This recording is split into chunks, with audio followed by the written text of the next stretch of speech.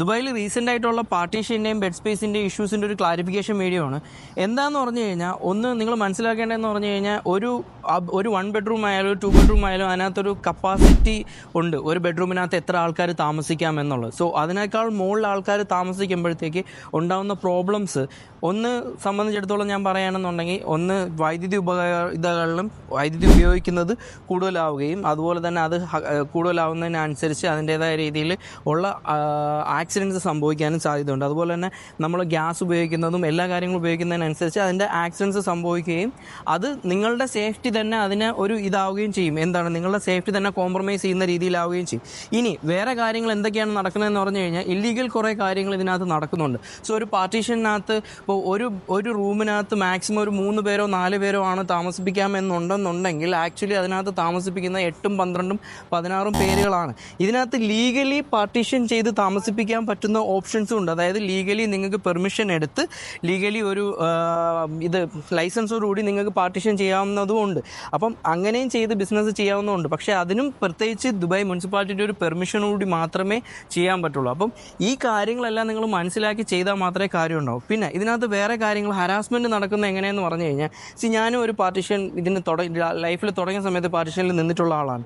So അതിനകത്ത് seniors ഉണ്ടാവും, ഗിർഗിർ കാക്ക പോലെ നിങ്ങൾ കണ്ടിട്ടുണ്ടാവും. അപ്പോൾ അവർ ഓരോ കാര്യങ്ങൾ പറയുന്നത് മാനസികപരമായിട്ട് നിങ്ങൾക്കും ബുദ്ധിമുട്ടുണ്ടോ, എനിക്കും ബുദ്ധിമുട്ടുണ്ടായിട്ടുണ്ട്. ലൈക്ക് ഉദാഹരണം പറയുകയാണെന്നുണ്ടെങ്കിൽ, ബാത്റൂം വൃത്തിയാക്കുന്നതും അങ്ങനെ പല പല കാര്യങ്ങളും പലർക്കും ഇഷ്ടപ്പെടാത്ത കാര്യങ്ങളുണ്ടാവും. എല്ലാവരും ബാത്റൂം വൃത്തിയാക്കുന്ന പ്രശ്നങ്ങളോ അല്ലെങ്കിൽ വീട് വൃത്തിയാക്കുന്നതും എല്ലാവരും പലരും പല രീതിയിലുള്ള ആൾക്കാരാണ്. അപ്പം ഇങ്ങനത്തെ കാര്യങ്ങൾ ഹരാസ്മെൻ്റ് ഉണ്ടാവും. അതുപോലെ തന്നെ പല രീതിയിലുള്ള പ്രോബ്ലംസും ഉണ്ടാവാം. അപ്പോൾ ഇങ്ങനത്തെ കാര്യങ്ങൾ ഒഴിവാക്കാൻ വേണ്ടിയിട്ടാണ് അവരെന്ത് ചെയ്യുന്നത്, ഒരു വീട്ടിൽ താമസിക്കുന്നതിനുള്ള ഒരു കപ്പാസിറ്റി ഉണ്ട്. ആ കപ്പാസിറ്റിയുള്ള ആൾക്കാർ മാത്രമേ താമസിക്കാവൂ എന്നുള്ളത്. പിന്നെ അതുപോലെ തന്നെ ഓവറായിട്ട് ആൾക്കാർ താമസിക്കുമ്പോഴത്തേക്ക് ഉണ്ടാകുന്നതെന്ന് പറഞ്ഞാൽ കൺസംഷൻസും കൂടും, വാട്ടർ കൺസംഷൻസ് കൂടും. അതുപോലെ തന്നെ ബിൽഡിങ്ങിൻ്റെ ഒരു മെയിൻ്റനൻസിൻ്റെ ഒരു ഇതുണ്ടാവും. അതായത് ഇപ്പോൾ ഒരു 10 പേര് താമസിക്കുമ്പോഴത്തേക്കും അതിൻ്റേതായ 10 പേര് ആ റൂമും കാര്യങ്ങളും വാട്ടറും കാര്യങ്ങളും എല്ലാം യൂസ് ചെയ്യുന്നതിനനുസരിച്ച് അതിനനുസരിച്ച് അതിൻ്റെ മെയിൻ്റനൻസും അതേ കണക്ക് ഹെവി മെയിൻ്റനൻസ് ചെയ്യേണ്ടി വരും. അങ്ങനത്തെ പ്രോബ്ലംസ് ഉണ്ട്. ഇതിനകത്ത് ഇതിൻ്റെ ഒരു ഇൻഡസ്ട്രിയാണ്. ശരിക്കും പറഞ്ഞാൽ പാർട്ടീഷൻ എന്ന് പറയുന്ന ഒരു ഇൻഡസ്ട്രിയാണ്.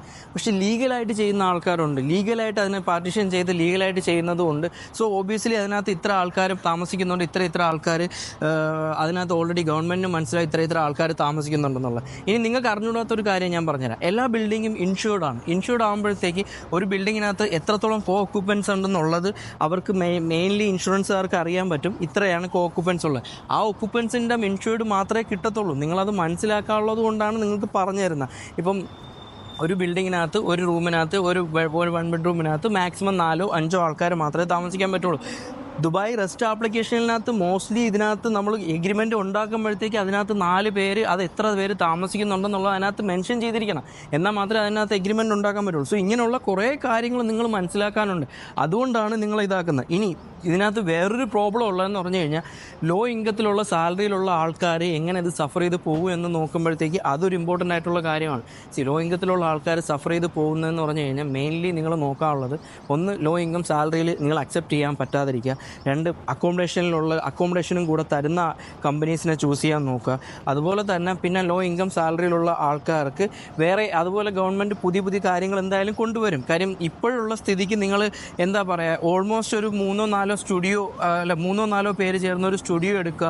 ആ ഒരു രീതിയിൽ നിങ്ങൾ 4 പേരോ മാക്സിമം 3 പേരോ മാത്രം ചേർന്നിട്ടൊരു സ്റ്റുഡിയോ എടുത്ത് വർക്ക് ചെയ്യാൻ നോക്കുക. എന്തായാലും അതിന് സോർട്ട് ഔട്ട് ആവും. പക്ഷെ ഞാൻ പറഞ്ഞു വരുന്നത്, ഇത് നിങ്ങളെ സേഫ്റ്റിക്ക് വേണ്ടിയിട്ടാണ് ഇത് പറയുന്നത്. അല്ലാതെ ഒരിക്കലും ഗവൺമെൻറ് ഇതിനകത്ത് നിന്ന് ബെനിഫിറ്റ്, ഓബ്വിയസ്ലി ഇതിൽ നിന്ന് ബെനിഫിറ്റ് ഉണ്ടാക്കാൻ പോകുന്ന റിയൽ എസ്റ്റേറ്റിലുള്ള ഇപ്പോഴുള്ള റിയൽ എസ്റ്റേറ്റിലെ ഇൻവെസ്റ്റേഴ്സാണ് ഇതിനകത്ത് ബെനിഫിറ്റ് ഉണ്ടാക്കാൻ പോകുന്നത്. കാര്യം അവർ ഓൾറെഡി ഹാൻഡ് ഓവർ കിട്ടുമ്പോഴത്തേക്ക് അവരുടെ അപ്പാർട്ട്മെൻറ്റിനകത്ത് ഓൾറെഡി ടെനൻസ് വരെയും ഈ ഒരു ടെനൻസ് അങ്ങോട്ട് വരികയൊക്കെ ചെയ്യും. അപ്പം ഡെഫിനറ്റ്ലി ഇതിൽ ബെനിഫിറ്റ് ഉണ്ടാക്കുന്നത് ഗവൺമെൻറ് അല്ല, റിയൽ എസ്റ്റേറ്റിലെ ഇൻവെസ്റ്റേഴ്സാണ്. അപ്പോൾ നിങ്ങൾ മനസ്സിലാക്കണം എന്തുകൊണ്ടാണ് ഇങ്ങനെ ഓരോ കാര്യങ്ങൾ വരുന്നതെന്നുള്ളത്.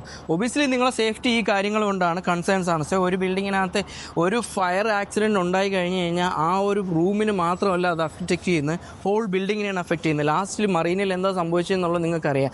അപ്പം ഇത് ഏകദേശം തുടങ്ങേണ്ടതെന്ന് പറയുന്നത് റെഗ്ഗ, ദേര ഈ ഭാഗങ്ങളിലാണ് ഏറ്റവും കൂടുതൽ പാർട്ടീഷൻസ് ഉള്ളത്. അപ്പം ഒരു ബിൽഡിങ്ങിനെ അഫക്റ്റ് ചെയ്യുമ്പോഴത്തേക്ക് തന്നെ അത് ഒരു റൂമിനെ അഫക്റ്റ് ചെയ്യുമ്പോൾ തന്നെ അത് ബിൽഡിങ്ങിനെ അഫക്റ്റ് ചെയ്യുന്നുണ്ട്. സോ ഇങ്ങനത്തെ കാര്യങ്ങൾ അവർ സൂക്ഷിക്കാൻ വേണ്ടിയിട്ടാണ് ഇപ്പോൾ എന്ത് ചെയ്തിരിക്കുന്നത്, ഇങ്ങനത്തെ ഈ ഒരു നിയമം കൊണ്ടുവന്നിരിക്കുന്നത്. അപ്പോൾ ഇതിനെന്തായാലും ഓവർകം ചെയ്യാൻ വേണ്ടിയിട്ടുള്ള കാര്യങ്ങളുണ്ട്. ഒന്ന്, മെയിനായിട്ട് ലോ ഇൻകം സാലറിയിൽ നിങ്ങൾ അക്സെപ്റ്റ് ചെയ്യാതിരിക്കുക. നിങ്ങൾ ലോ ഇൻകം സാലറി നോക്കിക്കഴിഞ്ഞാൽ നമ്മളെ ഇന്ത്യൻ, ബംഗ്ലാദേശ്, പാകിസ്ഥാനികൾ മാത്രമേ ലോ ഇൻകം സാലറിയിൽ നിങ്ങൾക്ക് കാണാൻ പറ്റുള്ളൂ.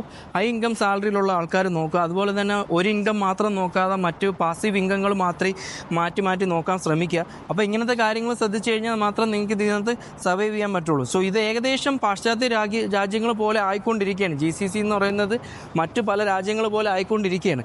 അപ്പം അങ്ങനെ ആകുമ്പോഴത്തേക്കുള്ള പ്രത്യേകത എന്ന് പറഞ്ഞു കഴിഞ്ഞാൽ എന്തായാലും എക്സ്പെൻസും കൂടും, അതുപോലെ തന്നെ റെൻ്റലും കൂടും. പിന്നെ ഓരോ കാര്യങ്ങൾ എന്തിനാണ് ചെയ്യുന്നതെന്ന് മനസ്സിലാക്കി കഴിഞ്ഞ് കഴിഞ്ഞാൽ നിങ്ങൾക്ക് കൂടുതലും ഗവൺമെൻറ്റിൻ്റെ കൂടെ തന്നെ നിൽക്കാൻ പറ്റും. അപ്പോൾ അങ്ങനത്തെ കാര്യങ്ങൾ മനസ്സിലാക്കി നിങ്ങൾ ഓരോ കാര്യങ്ങൾ ഡിസിഷൻ എടുക്കുക. ഓക്കെ.